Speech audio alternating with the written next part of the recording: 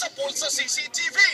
Enjoy na nagdi-dinner ang grupong ito sa isang restaurant sa Australia nang biglang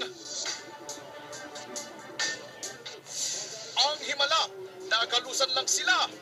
Ang suspect namang lasing, himas rehas na. Sa Dayton show naman sa Ohio, USA, wow na wow sa panunood ng mga tao nang nagsisirko-sirkong eroplano sa ere nang biglang dalawa ang patay. Heto, buti happy ending. Sa Bulacan Provincial Jail, beauty pageant ang eksena. Hindi na mga naggagandahang dilag, kundi na mga machong kakosa na nag-aladalaga. Wow! Ang mga aksyong balita, umpisa na!